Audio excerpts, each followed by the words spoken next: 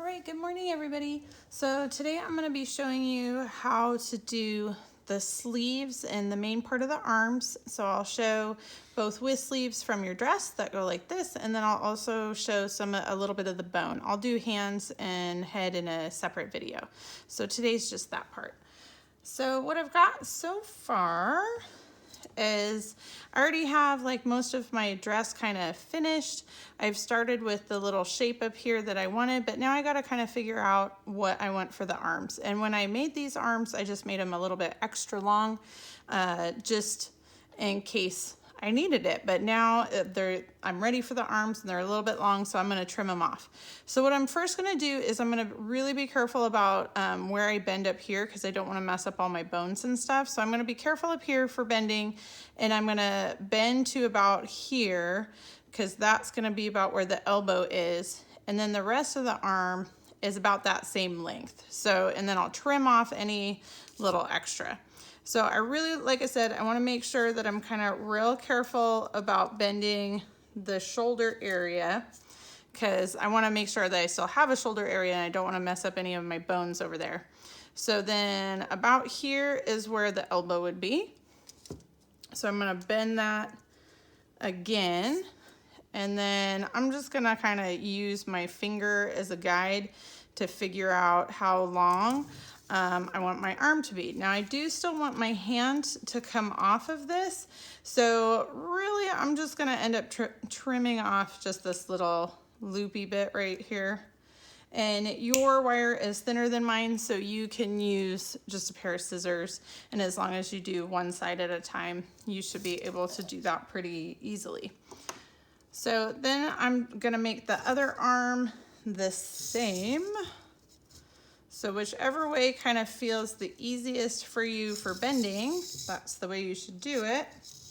So I'm just kind of bending it straight down, and then I'm checking to see where the elbow is over here, and I'm bending it forward again, and then I'm going to kind of trim again off a little bit.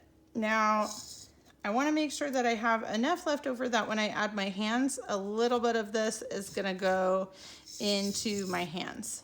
And again, if you trim one little piece at a time and you're using the smaller, thinner wire that I gave you, you should be able to cut it just with a regular pair of scissors.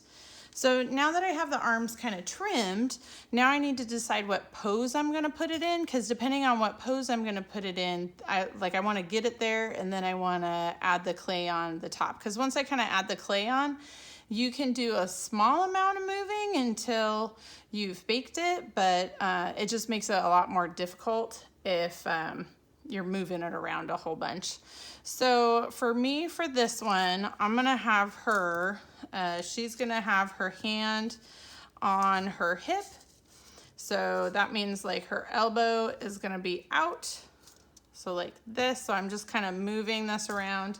I want to try to get my elbow as pointy as I can. So if you have a pair of pliers, great. If you don't, just do the best that you can.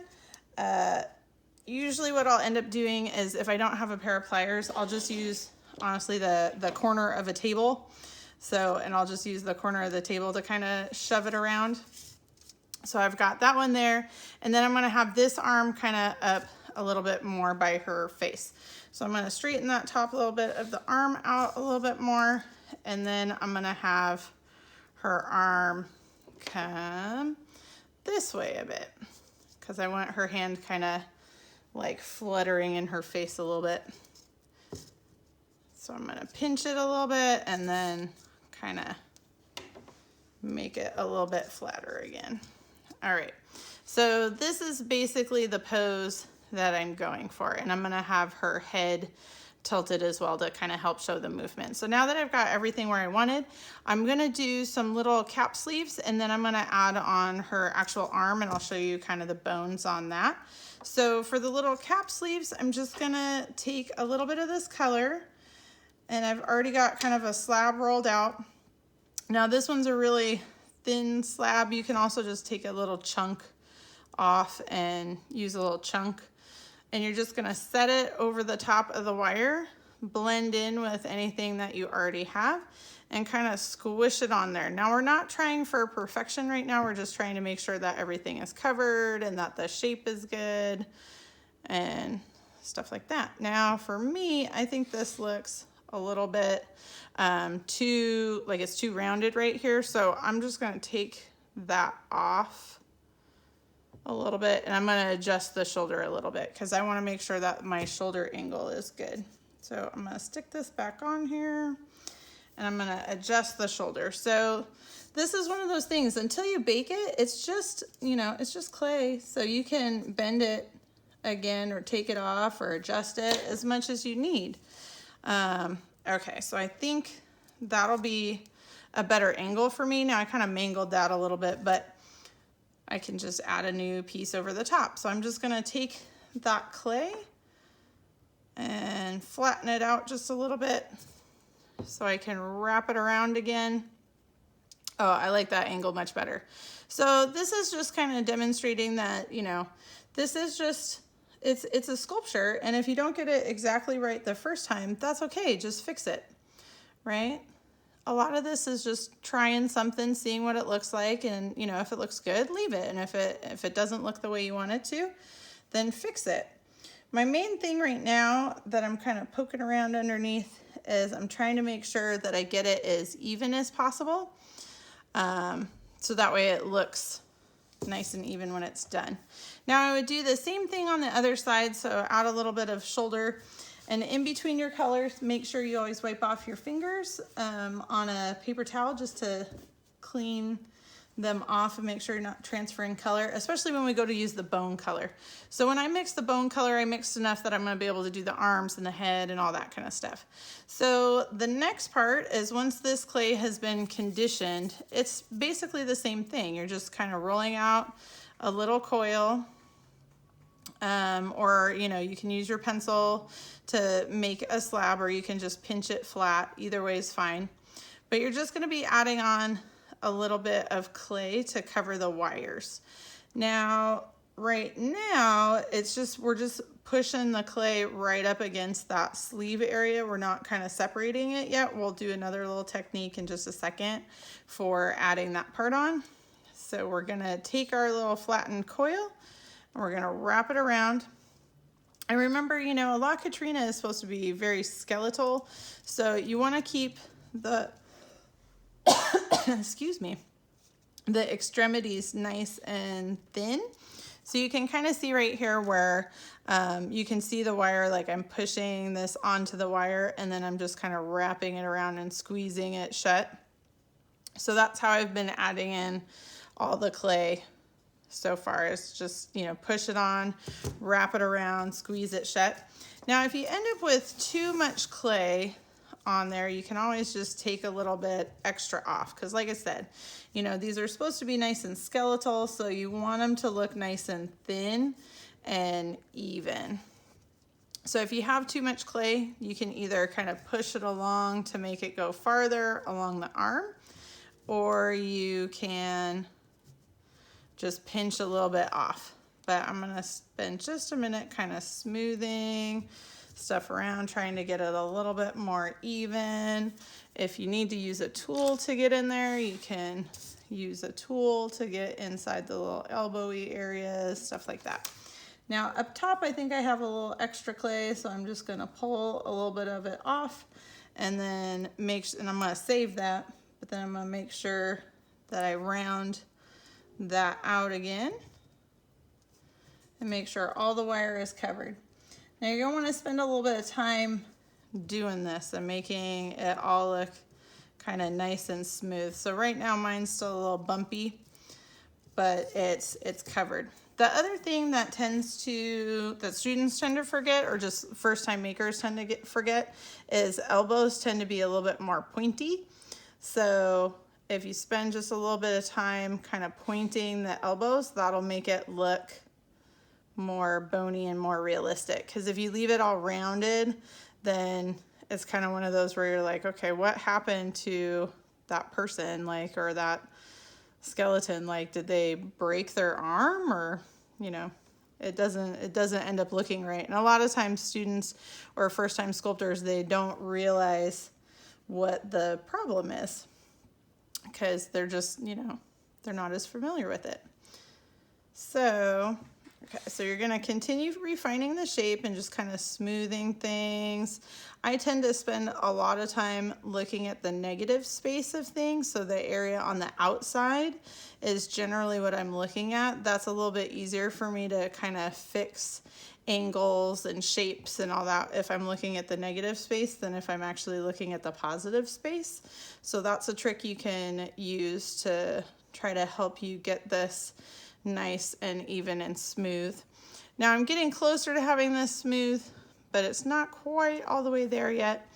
But once you get most of it kind of done, then you can kind of just gently like rub and make it all nice and smooth. For the sake of time, I'm going to go on and show the next step, although I will continue refining this later. So the next part is I want to add on something that makes it look more like two separate bones.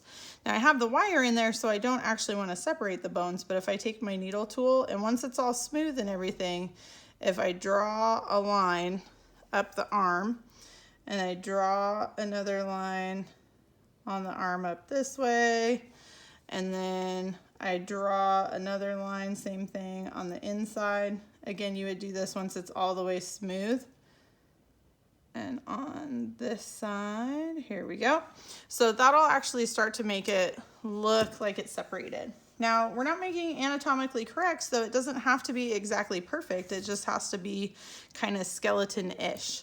So one of the things you can do to make it skeleton-ish is adding on some of the little extra bones and stuff. So like adding on an elbow. Now you don't actually have to create a full-on elbow, but you can take a little dot of clay and add it on to the end here, or you can do, some people like to do 2 dots of clay on the end of the elbows. Same thing like with the shoulder if you have an exposed shoulder. So sometimes people like to do 2, where they just add like 1, 2 little balls of clay, and some people like to do a single one, and some people like to kind of do, you know, a couple different things, but that's gonna start to make it look more like a bone. So like I said, I still need to smooth mine out, so I'm gonna take those back off. Now up here right now, it doesn't look like our arm is coming out of the sleeve. It just looks like there's 2 pieces bumped up against each other. So I wanna fix that. Again, I would want to make sure my arm is fully complete before I kind of really do this step, but I want to show you how to do it. So you're going to take as clean of a slab as you can, like just a little thin piece. It's not super thick or anything. And only really one side needs to be really nice. But I'm going to take that one side and I'm going to lay it over the top of both pieces. Okay, and then I'm gonna wrap it around, and then I'll cut off any extra, and I'm just gonna smooth this side. And you see when I smooth this side, how all of a sudden now it looks like this is a sleeve that's on top of that bone arm right there. So I'm gonna just add it on and just smooth out one side. If I smooth out this side, then it goes back to looking like it's just one big crazy piece. Okay, so if you chose to do an arm like this one, the process is the same. So it's just you're using the sleeve color farther. And you can see right here, I added like the little dot for the wrist, and you can see my little line that I created for the arm. So this one, I created this little bit. I'll show another video where I show how to do some fancy stuff, but I made it the same way that I made this sleeve, where I had the bone done first, and then I added kind of the extra sleeve color on top to make it look like that bony arm was coming out of the sleeve. All right, thanks everybody.